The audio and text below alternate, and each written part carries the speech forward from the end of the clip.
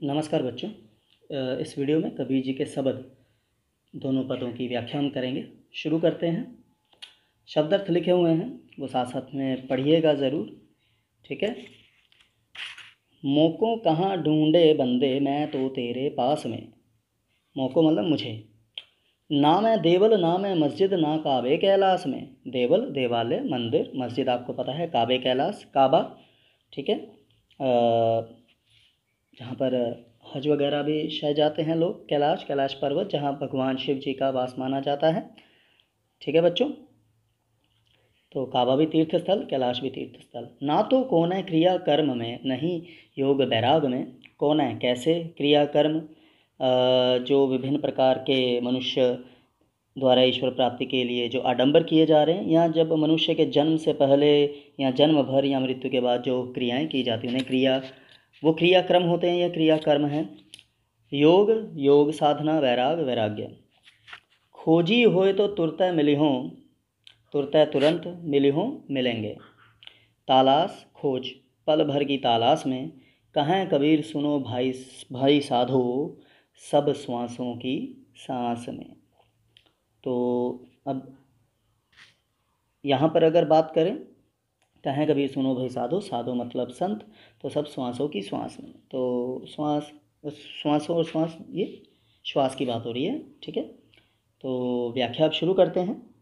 तो कवि जी कहते हैं कि मनुष्य जीवन भर ईश्वर को पाने का उपाय करता है, और नाना प्रकार अर्थात विभिन्न प्रकार की क्रियाएं करता है, आडंबर करता है कि उसे प्रभु के दर्शन हो, परंतु ऐसा नहीं होता। इसी संबंध में कवि जी ने स्वयं निराकार पर ब्रह्म की आवाज़ में मनुष्य से बात की है। वो कहते हैं कि हे मनुष्य, तू मुझे कहाँ ढूंढता फिर रहा है, तूने मुझे कहाँ खोजा, मैं तो तेरे पास में ही हूँ। तूने मुझे कहाँ ढूंढा, मैं तो तेरे पास में हूँ। ना मैं देवालय में, मंदिरों में, ना धार्मिक स्थलों में, ना मस्जिद में, ना काबा, ना कैलाश में हूँ, ठीक है, ना ही किसी तीर्थ स्थल पे हूँ। मैं किसी भी क्रियाकर्म अर्थात आडंबर युक्त क्रियाओं से नहीं मिल सकता। जो मुझे सच्चे मन से खोजते, ना ही योग या वैराग्य में मैं प्राप्त हो सकता हूँ, ये धारण करने से या योग या वैराग्य करने से। जो मुझे सच्चे मन से खोजता है, खोजी हुए तो तुरते मिलो पल भर की तालाश में।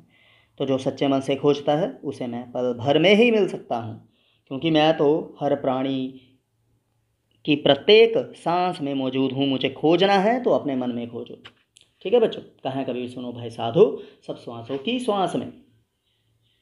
तो बच्चों अब आगे बढ़ते हैं। आगे बच्चों, ये दूसरा पद शब्द। संतों भाई आई ज्ञान की आंधी रे, भ्रम की टाटी सबें उड़ानी, माया रह ना बांधी। भ्रम संदेह, टाटी घास फूस या बांस की फट्टियों का बना आवरण, घास फूस बांस की फट्टियों का बना आवरण। उड़ानी उड़ गई, माया मोह, यहाँ पर रस्सी को मोह गया है, रहना बांधी बांध कर। हिति चित्त की द्वैथुनी गिरानी, मोह बलिंडा टूटा। हिति स्वार्थ अपना हित, चित्त मन, द्वै दो, थूनी टेक जैसे हम बैक लगाते हैं अपने, बलिंडा मोटी बल्ली से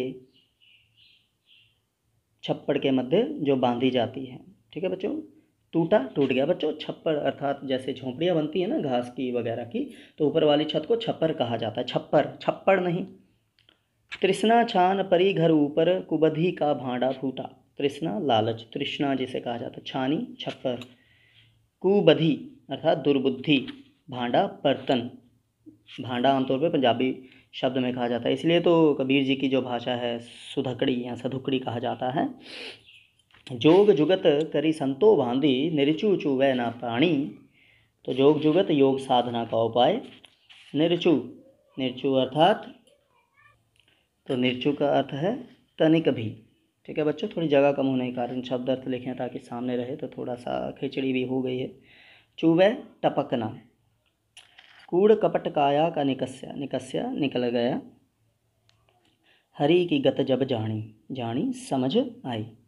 आंधी पीछे जो जल बूठा, बूठा बरसा, प्रेम हरि जन भीना, भीना अर्थात भीग गया। कहे कबीर भान के प्रगटे, भान सूरज प्रगटे, उदत भया तम खीना। उदत निकल आया, खीना नष्ट होना या क्षीण होना या कमज़ोर होना।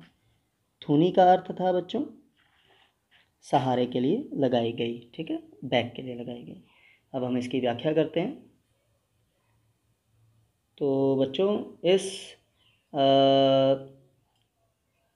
इस दोहे में या इस शब्द में कबीर जी ने ज्ञान का महत्व बताया है। तो ज्ञान का महत्व प्रतिपादित करते हुए कबीर जी कहते हैं कि हे संतो, ज्ञान की आंधी आई, संतो भाई आई ज्ञान की आंधी रे। तो उस ज्ञान की आंधी के प्रभाव से जो भ्रम का आवरण था, जो वहम होता है, ठीक है, वो सब उड़ गया, ठीक है। तो जो घास फूस का चप्पल था सब, वह माया की रस्सी से बंधा ना रह सका। जो भ्रम था माया की रस्सी से बंधा ना रह सका। हिति चित्त की दथुनी गिरानी मोह बलिंडा टूटा रे। तो स्वार्थ के खंभे हिति चित्त, ठीक है, और मोह की बलियाँ सब टूट गई। यहाँ पर ना उन्होंने जैसे झोंपड़ी है ना, झोंपड़ी यहाँ आंधी में उड़ जाती है, तो उस झोंपड़ी को जो भ्रम है वो बताया है। तो स्वार्थ के खंभे और मोह की बलियाँ टूट गई। तृष्णा का छप्पर गिरने से कुबुद्धि के सभी बर्तन टूट गए, ठीक है, जो उल्टा दिमाग, जो भ्रम वाला, ठीक है, वो सब टूट गए। जोग जुगत करी संतो बांधी निर्चू चुवे न पानी। तो संतों ने योग साधना के उपायों से नया मजबूत छप्पर बनाया, जिससे तनिक भी थोड़ा भी पानी नहीं टपकता, ठीक है, अब भ्रम नहीं आ सकता। तो जोग जगत करी संतो बांधो निर्चु चुवे न पानी, तनिक भी कूड़ कपट काया का निकस्या हरि की कथ जब जानी। तो संतों ने जब प्रभु जी का मर्म जान लिया तो उनका शरीर निष्कपट हो गया, अब छल नहीं रहा। हम लालच करते हैं ना, तो बस जब ईश्वर को जान लेते हैं तब ये सब खत्म हो जाता है। तो जब ज्ञान रूपी आंधी के फलस्वरूप प्रभु भक्ति की जो वर्षा हुई, आंधी पीछे जो जल बूढ़ा, आंधी के बाद जो वर्षा हुई, प्रेम हरि जन भीना, तो उससे हरि के प्रेम में सभी भीग गए। इस प्रकार ज्ञान के सूर्योदय कहे कबीर भान के प्रगटे उदित भया तमखीना। तो इस प्रकार ज्ञान के सूर्योदय से संतों के मन का अंधकार नष्ट हो गया।